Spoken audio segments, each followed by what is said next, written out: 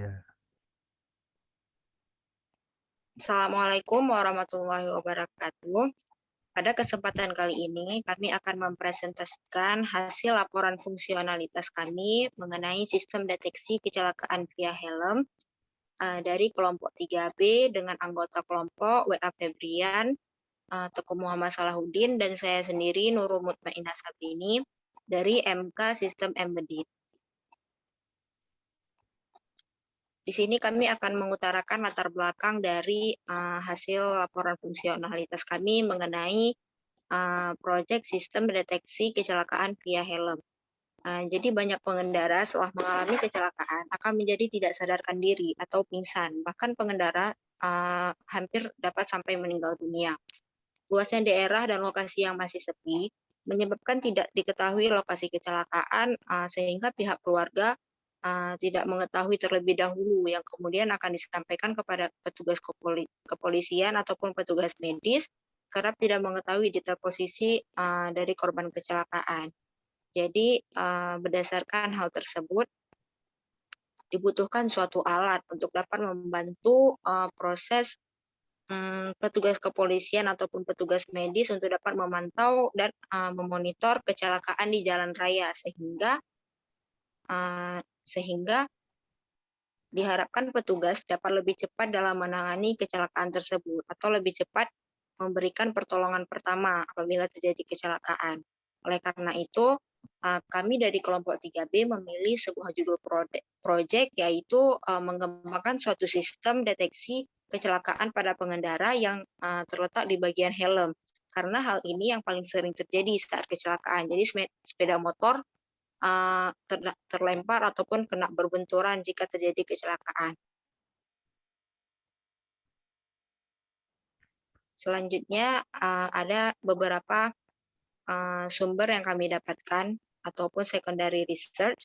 Yang pertama itu ada rancang bangun sistem pencegahan kecelakaan lalu lintas pengendara sepeda dengan RFID atau Radio Frequency Identification. Kemudian yang kedua ada helm cerdas untuk keamanan sepeda motor berbasis IoT. Kemudian yang ketiga ada deteksi helm pada video pengendara sepeda motor menggunakan ekstraksi ciri histogram of oriented gradients. Kemudian sumber yang keempat ada helm keselamatan yang dilengkapi dengan sensor sinyal otak dan denyut nadi sebagai deteksi kelelahan ataupun untuk mengurangi kecelakaan berlalu lintas. Kemudian sumber yang kelima ada prototype sistem alert kecelakaan dengan sensor kemiringan menggunakan microcontroller berbasis panggilan telepon. Dan yang terakhir, sumber yang terakhir kami mendapatkan perancangan dan implementasi helm mencegah kantuk dengan getaran dan bunyi menggunakan sensor detak jantung berbasis microcontroller Atmega 328. Nah, selanjutnya di kompetitif audit kami melakukan perbandingan 3 aplikasi, yang mana aplikasi pertama itu rancangan bangunan sistem pencegahan kecelakaan lalu lintas pengendara sepeda dengan RFID. Aplikasi yang keduanya itu helm keselamatan dilengkapi sensor sinyal otak dan denyut nadi sebagai deteksi kelemahan untuk mengurangi kecelakaan berlalu lintas. Di aplikasi yang ketiga kami mengambil judul perancangan dan implementasi helm pencegah kantuk dengan getaran dan bunyi menggunakan sensor detak jantung berbasis microcontroller Atmega 328. Nah, fitur yang kita bandingkan yaitu pencarian lokasi, alarm suara dapat disimpan di dalam helm tipe sensornya. Nah, di aplikasi 1 tidak adanya pencarian lokasi, adanya alarm suara dapat disimpan dalam helm. Tipe sensornya RFID Radar Sensor Infrared. Di aplikasi kedua, adanya pencarian lokasi, tidak adanya alarm suara, tidak dapat disimpan dalam helm. Tipe sensornya sensor elektrosefalogram, EEG, dan sensor elektrokardiogram. Di aplikasi ketiga tidak adanya fitur pencarian lokasi, adanya alarm suara dapat disimpan dalam helm. Tipe sensornya pulse heart rate sensor SN. Nah, selanjutnya ada daftar user. Kami mengambil dua user. Yang pertama, Miranda merupakan seorang pelajar SMA yang sekarang sedang duduk di bangku kelas 3. Ia berusia 17 tahun dan baru saja resmi mendapatkan KTP dan SIM pribadinya. Yang kedua ada Joshua, merupakan seorang mahasiswa semester 5 di Universitas Syah Kuala. Usianya 20 tahun dan memiliki pekerjaan sampingan, yaitu menjadi mentor bimbel di dekat rumahnya. Selanjutnya akan dilanjutkan oleh teman saya. Jadi kita lihat dari persona ini, yaitu persona seorang Miranda yang berumur 17 tahun, mempunyai pekerjaan pelajar SMA, status single, dan beralamat di Kuta Alam, Banda Aceh. Jadi dia mempunyai goals, yaitu ingin lebih berhati-hati saat bepergian. Kedua, ingin lebih terjaga keamanan dan keselamatan diri sendiri dan kendaraan yang digunakan sehari-hari. Lalu yang terakhir, ingin datang ke sekolah dan bimbel tepat waktu tanpa terburu-buru. Lalu frustrationnya adalah sering terburu-buru berangkat sekolah karena sudah terlambat. Yang kedua, terkadang sering pulang kemalaman karena urusan sekolah dan bimbel yang belum selesai dikerjakan bersama teman. Lalu yang terakhir, pernah terjatuh saat membawa sepeda motor tapi tidak ada yang menolong. Lalu persona yang kedua yaitu persona dari seorang Joshua. Berumur 20 tahun, pekerjaan mahasiswa, status single, dan mempunyai alamat di Punge, Banda Aceh.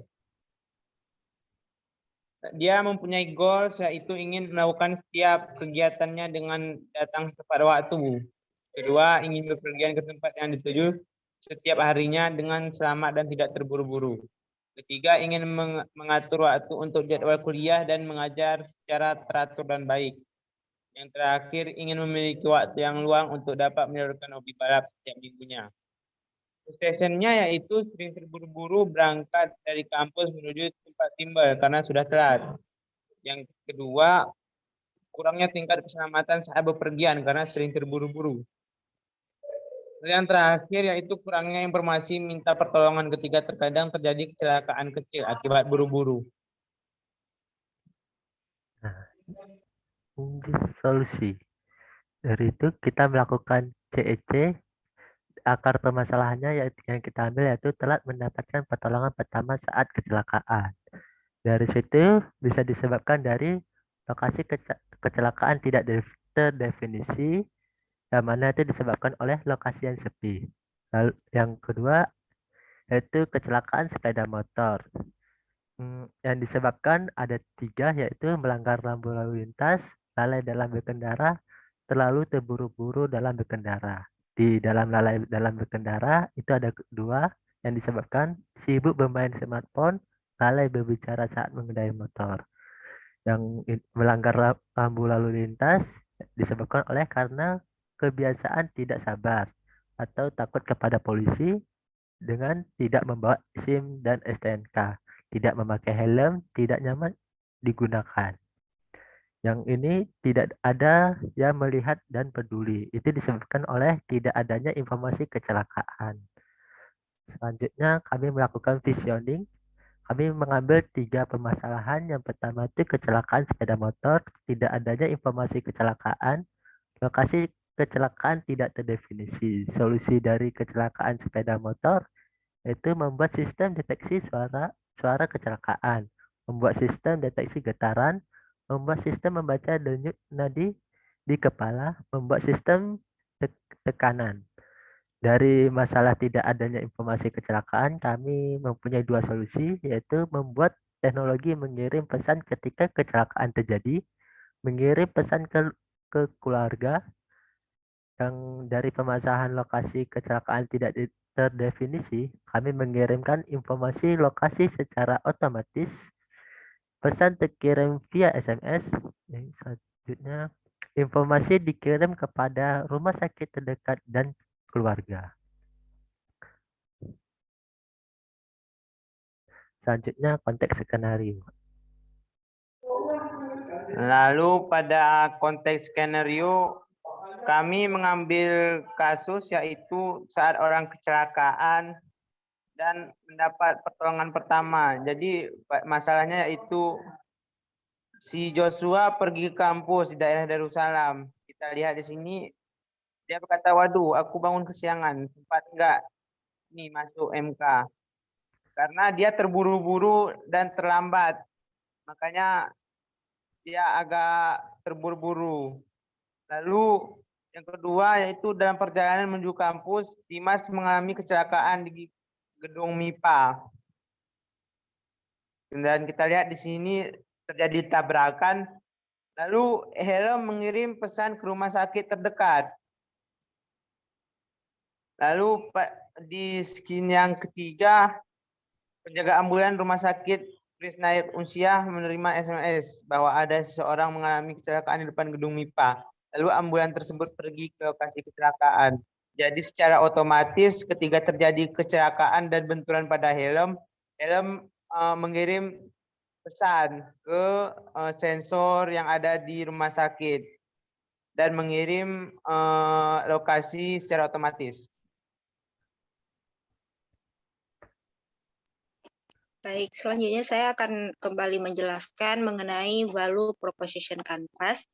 Jadi di sini bisa kita lihat yang sebelah kanannya itu ada customer segment, di mana customer segment ini memiliki 3 blok. Yang pertama ada blok customer job, di mana blok ini berguna untuk mengetahui pekerjaan pengguna yang ingin diselesaikan oleh produk atau jasa dari pengembang. Di sini kami memiliki beberapa pekerjaan pengguna yang ingin diselesaikan dengan produk atau jasa pengembang. Yang pertama itu ada mengendarai sepeda motor. Jadi dengan begitu user dapat bepergian dengan kendaraan sehingga cepat sampai ke tujuan. Kemudian yang kedua, memakai helm. Jadi memakai helm ini berguna sebagai alat pengaman untuk melindungi kepala user jika terjadi benturan ataupun kecelakaan. Selain itu, memakai helm juga merupakan kewajiban dari seorang pengendara sepeda motor.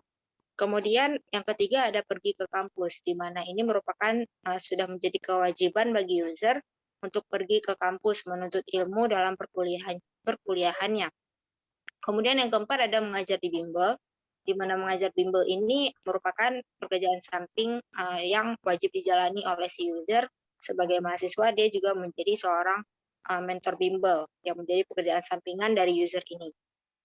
Kemudian blok selanjutnya itu ada customer gains, di mana pada blok ini berguna untuk menjelaskan manfaat yang diharapkan atau yang diinginkan oleh pengguna. Keinginan yang dimaksud ini termasuk dari fungsionalitas, keinginan sosial, emosi, dan penghematan biaya.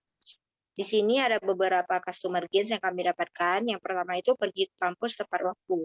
Karena tentu saja semua mahasiswa ingin datang ke kampus dengan tepat waktu tanpa ada kekhawatiran tentang keselamatan di tengah jalan dan dapat mematuhi peraturan lalu lintas. Kemudian yang kedua ada mengendarai sepeda motor dengan aman. Prioritas semua pengguna jalan pastinya adalah keselamatan dan keamanan saat mengendarai kendaraan. Tidak terkecuali dengan pengguna motor, dengan mematuhi keselamatan dan tata tertib lalu lintas. Kemudian yang ketiga ada memakai helm dengan material yang kuat dan nyaman. Gunanya agar apabila terjadi sesuatu di jalan ataupun seperti kecelakaan yang menyebabkan benturan kepala, maka helm yang kuat sangat dibutuhkan untuk dapat menahan kepala agar tidak langsung terkena benturan. Di samping itu juga dibutuhkan kenyamanan dalam memakai helm saat berkendara. Kemudian yang keempat ada mengajar di bimbel tanpa kendala apapun. Mengajar tepat waktu tanpa kendala sudah menjadi kewajiban user dan prioritas user saat bekerja. Kemudian yang kelima, mendapatkan suatu alat yang dapat mendeteksi apabila terjadi kecelakaan. Jadi setiap orang pastinya ingin mendapatkan keselamatan dan keamanan dalam berkendara maupun mengemudi mobil di perjalanan. Oleh karenanya, user juga ingin mendapatkan suatu alat yang dapat dengan mudah untuk mendeteksi dan mengabarkan lokasi dan kejadian apabila suatu saat terjadi kecelakaan pada si user. Tentu saja keluarga user juga pastinya khawatir jika terjadi apa-apa pada si user ataupun keluarga terdekatnya. Maka keluarga juga membutuhkan alat yang dapat mendeteksi jika ada terjadi kecelakaan. Kemudian pada blok customer pains, di mana blok ini berguna untuk menggambarkan emosi negatif, biaya yang tidak diinginkan, situasi, resiko yang bisa dialami sebelum, selama, ataupun sesudah pekerjaan selesai. Di sini kami mendapatkan beberapa customer pains ataupun pains yang didapatkan dari customer, yaitu bahan helm yang dipakai itu mudah rusak. Jadi bahan yang tidak standar SNI itu dapat membahayakan kepala user saat terjadi benturan ataupun kecelakaan karena materialnya tidak kuat. Kemudian yang kedua, sering terburu-buru berangkat. Jadi berkebutan di jalan itu memang sangat dapat membahayakan user. User dapat mengalami kecelakaan apabila user mengendarai sepeda motornya dengan terburu-buru ataupun berkebutan. Kemudian yang ketiga, kurangnya keamanan dalam perjalanan. Jadi salah satunya tidak menggunakan helm saat berkendara dapat membahayakan kepala user saat terjadi kecelakaan seperti benturan ataupun tabrakan. Kemudian yang keempat itu adanya telatnya menerima pertolongan pertama saat kecelakaan. Jadi pada saat-saat krusial seperti ini sangat dibutuhkan tenaga medis yang dapat memberi pertolongan pertama secara cepat, karena semakin cepat mendapat pertolongan maka semakin besar pula peluang si korban untuk terselamatkan. Kemudian kita lihat dari yang sebelah kirinya yaitu value proposition. Di sini juga terdapat 3 blok. Yang pertama ada blok product and service yang merupakan langkah pertama menuliskan semua proposisi nilai dari produk dan service. Jadi di sini produk dan service yang kami kembangkan yaitu sistem deteksi kecelakaan via helm. Dengan adanya sistem ini, maka keluarga tidak perlu lagi khawatir terhadap kecelakaan yang terjadi di tengah jalan. Karena jika terjadi kecelakaan, sistem akan memberitahu ke semua perangkat yang terkoneksi dengan sensor helm dan pihak rumah sakit di sekitar tempat kecelakaan ataupun rumah sakit yang terdaftar. Kemudian ada blok gain creators, yaitu menjelaskan bagaimana produk atau jasa pengembang memberikan keuntungan bagi si pengguna ataupun memberikan solusi dari customer gain sebelumnya. Jadi yang pertama di sini ada memastikan keamanan pada pengguna motor. Dengan adanya sistem deteksi kecelakaan via helm ini, dia akan memberikan informasi lokasi terjadinya kecelakaan dan mengirimkan pesan via SMS pada pihak rumah sakit terdaftar dan keluarga jika terjadi sesuatu di tengah jalan. Maka kepastian untuk keamanan pada pengguna motor itu lebih jelas. Kemudian yang kedua, membuat sistem helm yang dapat mendeteksi kecelakaan. Jadi helm yang dapat memberitahu pihak rumah sakit terdekat dan yang terdaftar juga kepada keluarga dengan segera jika sensor pada helm mendapat suatu benturan keras pada saat itu juga, yang menandakan bahwa si user itu sedang mengalami kecelakaan. Kemudian ada blok yang terakhir yaitu pain relievers, yaitu bagaimana produk atau jasa pengembang meringankan penderitaan pengguna, menghilangkan ataupun mengurangi dari customer pain yang berhubungan dengan situasi yang tidak diinginkan. Kemudian resiko penggunaan sebelum, selama, dan sesudah dari pekerjaannya selesai. Di sini ada beberapa pain relievers yang kami berikan. Yang pertama itu adanya sistem mendeteksi kecelakaan via helm. Jika helm sudah mendapatkan sistem pendeteksi kecelakaan ini, user dan keluarganya tidak perlu lagi khawatir terhadap pertolongan pertama yang akan dikirimkan secara cepat oleh rumah sakit terdekat dan terdaftar, karena sistem akan memberitahu secara langsung informasi dan lokasi apabila terjadi kecelakaan pada user melalui via SMS. Kemudian yang kedua ada memastikan keamanan pada pengendara motor. Memastikan jika terjadinya kecelakaan pada user, kemudian user akan mendapatkan pertolongan pertama secepatnya. Dan yang terakhir itu dapat mengetahui lokasi kecelakaan sesegera mungkin. Pihak rumah sakit terdekat akan segera mengirimkan pertolongan pertama kepada si user, yaitu menuju ke lokasi kejadiannya. Dan keluarga juga akan segera dihubungi sehingga mereka dapat segera menyusul ke lokasi user terjadinya kecelakaan. Kemudian akan kami tampilkan paper prototype.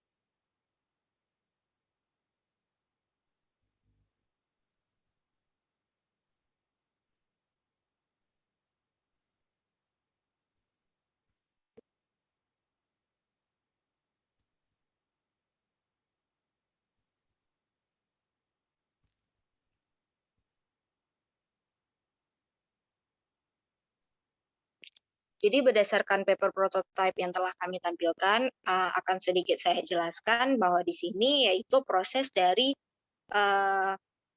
proses dari pengiriman pesan jika terjadi suatu kecelakaan terhadap seorang user. Misalnya user A mengalami kecelakaan, kemudian helm yang digunakan yang memiliki deteksi kecelakaan via helm itu terkena benturan ataupun mengalami getaran dan benturan yang kuat, maka secara otomatis helm akan mengirimkan pesan ataupun ya pesan melalui via SMS kepada pihak rumah sakit yang terdaftar.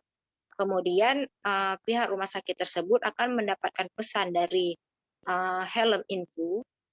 Di sini akan diberikan informasi mengenai lokasi dan waktu kejadian, sehingga jika pihak rumah sakit telah membaca pesan tersebut, ia dapat membalas pesan tersebut dengan balasan yes, yang artinya dia sudah membaca pesan tersebut dan akan segera mengirimkan pertolongan pertama ataupun ambulan begitu.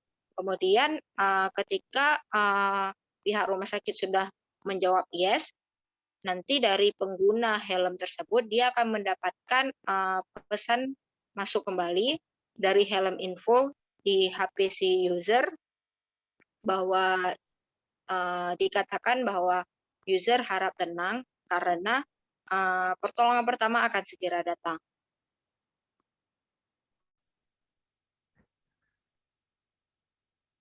Baik, sekian mungkin hanya itu saja yang dapat kami sampaikan. Mohon maaf apabila terdapat banyak kesalahan dan kekurangan. Di sini kami juga masih belajar. Terima kasih. Assalamualaikum warahmatullahi wabarakatuh.